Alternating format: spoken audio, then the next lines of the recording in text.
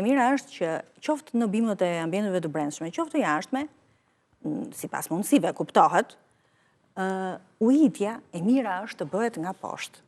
Pra, i vendosin në një pjatë, apo tas, apo çfarë do lloj gjë tjetër, dhe vendosni ujin këtu, që ta marri sa të doj vetë rrënja e bimës. Jo t'i hedhim sipër, jo t'i hedhim sipër, sepse kalbet, sepse duke hedhur shumë, ti hedh më shumë se ç'duhet. Pra, sa hedh e kishat e gjethet, nëse e uisim. Jo, gjethet nuk e punë me gjethet. Gjethet nuk do të uisin gjethet.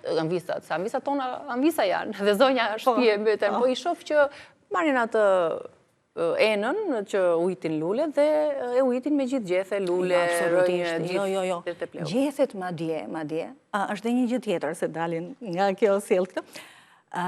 Gjethet në ambientet e brendshme, sidomos, se jashtë bie shi i pastron vetë. Po. Pluhuri ndikon për keq. Sidomos te këto që janë me gjethe. Pra ka një kundërveprim nga ajo që thamë më përpara. Po, duhet pastruar dhe pluhuri. Si kur pastrojmë pluhurat e shtëpisë dhe pluhurat e gjetheve të luleve. Pra, edhe uji tani, po i vure ujin gjetheve, bima do të rrënja ujin, nuk e do të gjithja. Po jo vetëm me ujin, po edhe të gjitha vlerat që ka pleu për të arritur edhe zhvilluar atë.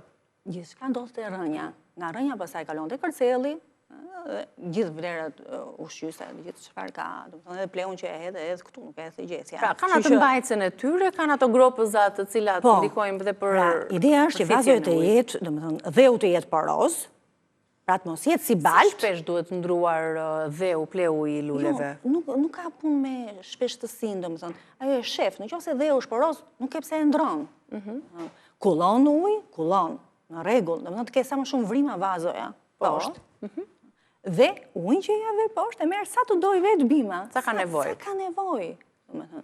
Sepse po ja hodhe kështu, e bën balt këtu. Po çfarë ndodh për shembull, ne shtojmë ujin nga sipër dhe uji qëndron 2 gisht mbi të.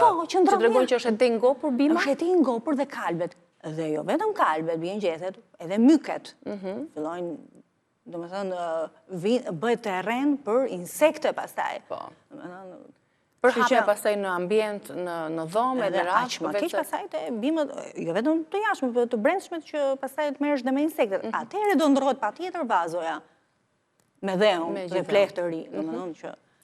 Përsa i takon pjesës së fertilizimit, kur duam që t'i ndrojmë dhe t'i japim më tepër jetë. Po, fertilizimi.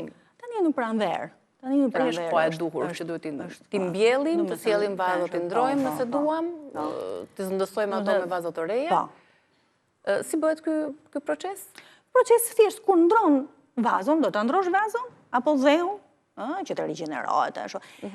Nëse ka nevojë, nëse ajo është në rregull, është poroz dheu, po, nuk e pse, domethënë. Kujdesi maksimal që duhet kemi ne për ta ndruar pleun. Kemi Paldoreza, mund na shpjegosh Eva më mirë, duke demonstruar e kuptojmë më qartë dhe është më interes për. Nuk ka ndonjë shumica e din, po patjetër, por ka ndonjë gjë për tu.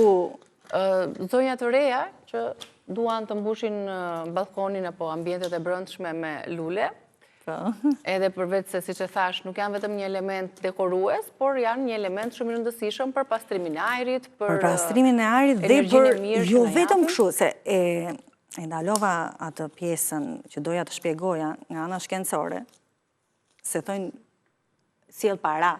Po, cilat lule na sjellin para? Ka ndonjë lule që para. Nuk është puna se sjell para. Njeriu bëhet më produktiv, sepse ndikon në sistemin nervor të trurit, domethënë në sistemin nervor bimët. Ajo që thash para, ajo substanca, plus kanë dhe vajra aromatik. Për shembull, edhe kur kalon për shembull në një pyll me pisha që thuhet, ndjeva mirë. Nuk është se ece, apo muskujt, apo tjera që thonë ashtu. Nuk është vetëm ana fizike, por është edhe ana e trurit. Pra, rritet produktiviteti, ke më shumë përqendrim, domethënë lidhet me sistemin nervor. E qartë, absolutisht. Nuk e morëm në shpjegimin e parë. Se këtu duhet të dalë, duke pasur produktivitet, jemi përqendruar më shumë, jemi aktive dhe normalisht që je gjithçka do të ecë mbar, do të shkojë përmbar. Kjo është ana indirekte. Absolutisht. Praktika të tilla janë, nuk të vjen çdo gjë kaq lehtë. Po. Duhet me punë me përpjekje. Ndryshe do kishim mbushur studio dhe shtëpi plot me lule. Le të tregojmë tani procesin e ndryrimit të pleut. Kjo është pak e shkëputur, po s'ka problem. Më mirë për ne që të mos ta haj shumë kohë. Pra, zakonisht, kur është se kjo qika shumë mirë, është poroze, ja, dhe më thënë, dheu nuk është, shekoni, nuk është i kalbër, nuk është i balt, dhe më thënë, është i shkrifet, është i shkrifet e kur, është i shkrifet shumë mirë, kjo nuk ishte nevoj që të... Okej, pas ka pas rënjë të vogla dhe... Pra, rënjët, ja, dhe rënjët nuk janë të kalbura, se këtë ndesha të vjen në dukje, dhe më thënë, janë shumë të mira. Pra, është ujitur mirë, si duhet. Rënjë ka, dhe më thënë, nuk ka lëshuar shumë. E keni ujitur në fakt një periudhë, e shof që ka një qik, kjo që shihni këtu është myk. Ta shi që po e shof, ja. Ka qenë një periudhë, qofte edhe më përpara, që i keni ujitur shumë. Dhe ajo ka kryuar dhe ka qëndruar këtu. Një gjë e mirë, me që arritëm të nxirim ka fleu, si mund të largojmë mykun? Tashi, kjo duhet pastruar, dhe më thënë, duhet kemi një si tip furçe që kemi vetëm për këtë gjë. Vetëm për bimet. Sepse myku përmes sporeve përhapet. Dhe këtë e bën tani me sot buke. Po. E spërkat edhe gjethet edhe këto që ti hiki. Po pra si e ke pastruar nga myku? Si është pastruar nga myku? Se ka vetit që ta ngjisi dhe të kaloj tek rënjët e tjera. Ja, edhe këtu, me sa po shoh. Shiko si është. Dhe shiko, kjo po bie. Ja, ra, e gjethja. Sepse normalisht është dëmtuar. E kemi përmendur shpesher, Eva, nuk e di sa e ke provuar ndonjëherë në shtëpi në balkonin tënd që ti shtosh tek pleu, të shtosh këto lëvozhgat e vezëve të thata, pluhur, si ushqim shumë i mirë, banania, lëkura, gjithashtu. Por më e mira që kam provuar dhe vetë, me thënë, se gjithmonë unë i provoj vetë gjërat pa flasë, kot në ajër. Janë lëvoret e kikirikëve. Lëvoret e kikirikëve, interesante. Kam bërë dhe video në lidhje me këtë. I bluan edhe ja shton si ple? Jo, si që i hap ato kikirikun që do e hash, ruaj lëvoret dhe veri në dhe, do me thënë këtu, edhe i përzjen, qofte edhe ashtu si që janë, po duan më shumë kohë që të shpërbëhen. Pra ne më mirë i thërmon me duar, si që... Shumë interesante. Në ato moment, do me si që i hanë ato kikirikët, lëvoret i ruan edhe i... E ndihmon lulen të rritet, të zhvillohet? Zhvillohen shumë. Ato që kam në shtëpi, për shembull, edhe ato jashtë që kam në balkon, janë zhvilluar goxha. Një element pa kosto, një ple organik i thjesht, aty ku e keni, në pa e ndruar. Edhe lëvozhgët e vezëve janë shumë të mira, lëkurët e bananeve, po lëkurët e bananes duhet coptuar tharë?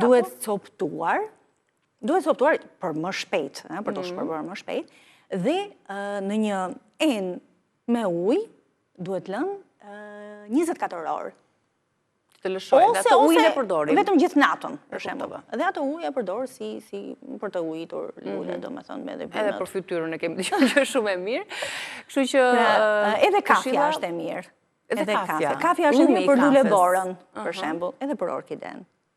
Bukur fort. Shumë e mirë. Pra, me që lam këtu, tani, pra, kur hiqni bimën, duhet me kujdes rënja dhe duke bërë këtë gjë, se kjo doli vetë, duhet që me një lopat të vogël, duhet hequr anësoret e vazës. Që mos të puten fillimisht rënjët. Rënjët, sepse kjo ishte delikate. Nga myku është bërë. Po nga myku e ka dopsuar, pa tjetër që ka dopsuar dhe rënjën e gjethet. Dhe duke mbajtur kështu pastaj, do me thënë del vetë pastaj. Nga pesha do të bjerë. Kalop del vetë dheu. Dhe pasaj vendos në një vazo më të madhe. Se nëse rritet bima më shumë. Është dhe një gjë tjetër, se janë fjalla se edhe fjallën. Pra, bima në qoftë se ka kohë që nuk rigenerohet, nuk dalin gjethet të reja e kështu, ka do një vazo më të madhe. Ka në për një vazo më të madhe. Disa arsye, du të lexojmë na flet bima vetë. Shkaqe që, do me thonë, qojnë në një bim jo të shëndetshme. Në duhen ditur këtë të gjitha.